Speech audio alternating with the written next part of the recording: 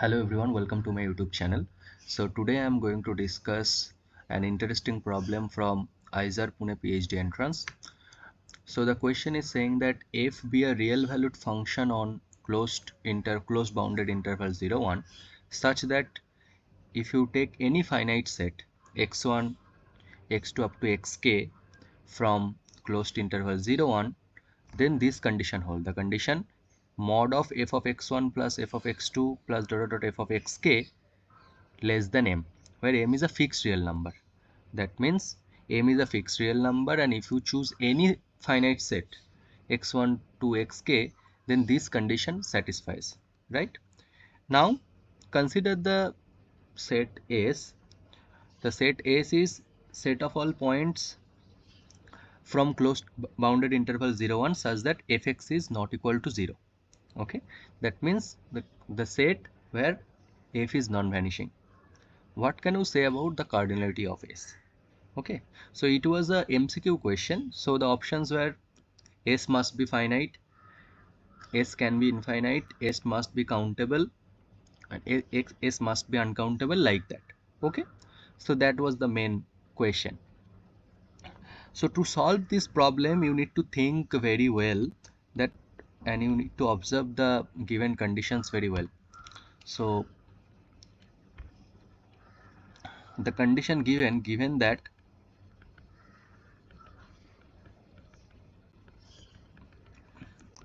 f of xk is less than m. Okay, and f is just a real valued function from 0 1 to r. So that means f can attain negative value as well as positive value also. So it can happen that, say, if fix 2 point x1 and x2 such that f of x is, say, 10, f of x1 is 10, f of x2 is minus 10, then their sum is 0, so which is less than m. That can happen. But the interesting fact is that this should happen for all finite subset, and that is the main thing. Okay, you can't take this kind of fancy functions which satisfies this. Okay, at 2 point this can satisfy, right? But if you want to do it properly, I mean, if you want to find some function which is actually different kind of function, then it will be difficult. Okay, maybe what do I want to say, I can explain you after writing down it. So first thing is that, the first question is that, can S be uncountable? This is the main thing. Okay, can S be uncountable? So claim is no. Now the point is, how do I approach it? Okay, so basically I want to write down this non-vanishing set as countable union of countable set. We know that countable union of countable set is countable. Here we will do it countable union of finite set, and then we can say that this is countable. So how do I write it? Say A is equal to union of Sn. Okay, where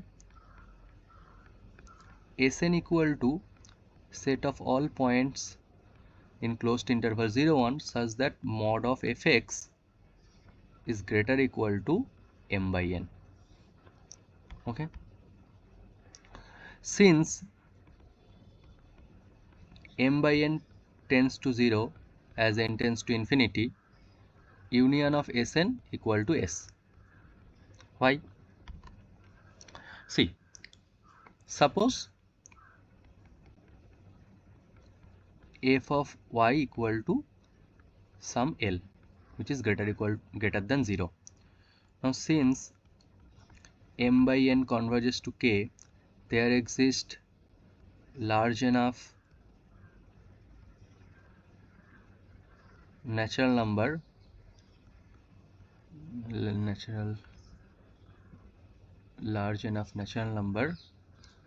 say p, such that m by p is less than n.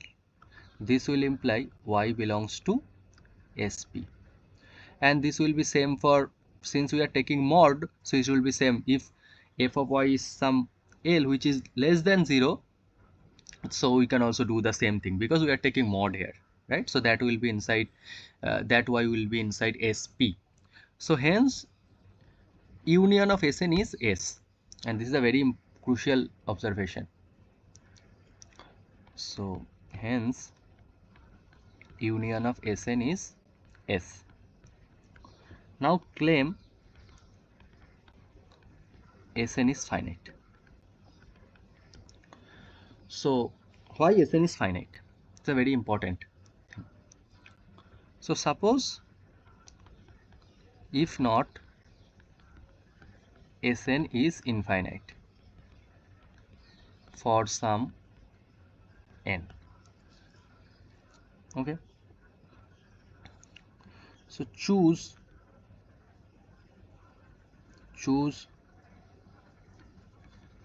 n plus 1 points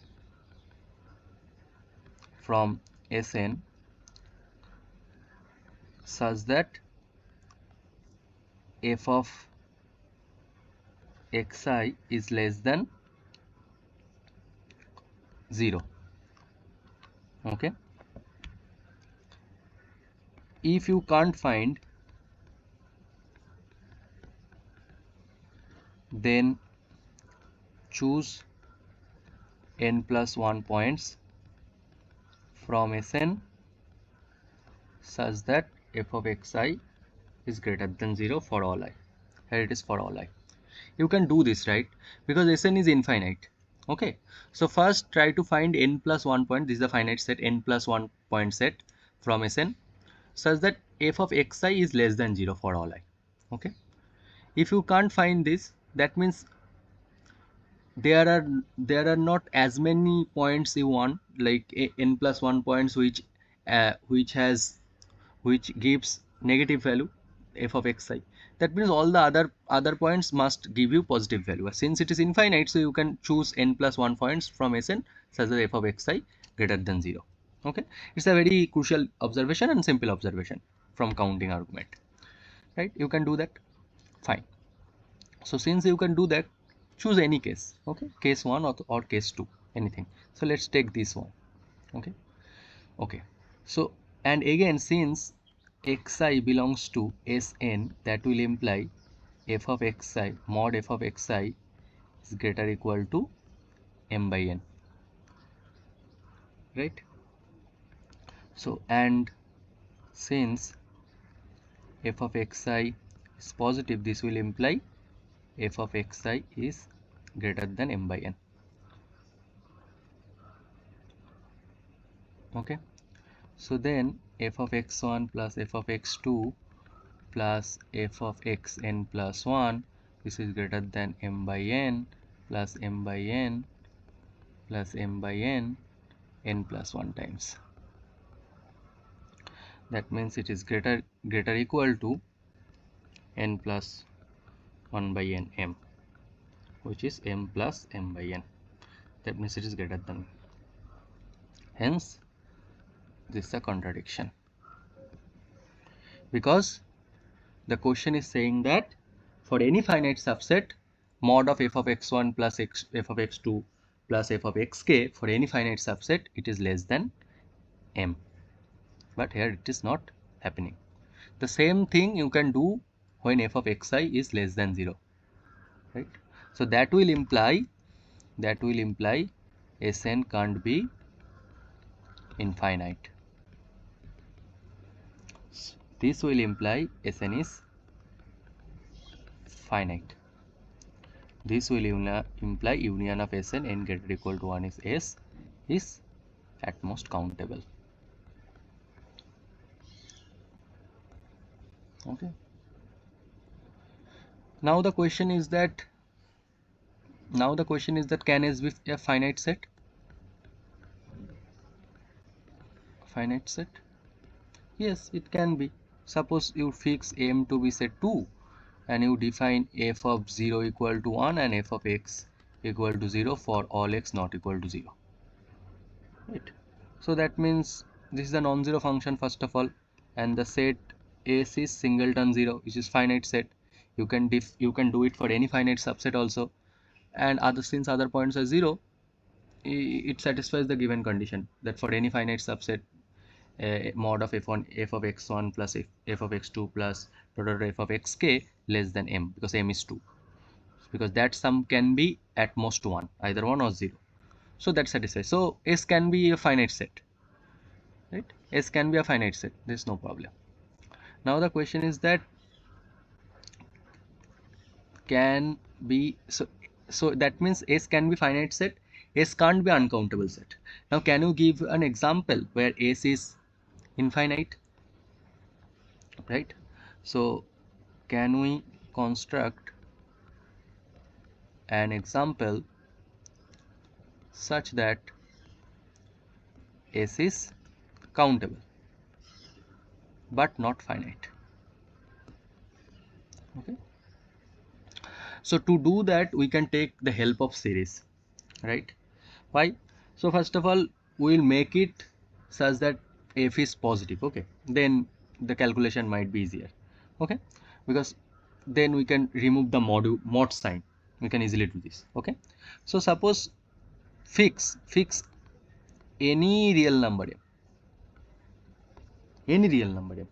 Okay, now take your famous convergent series of positive term, your famous.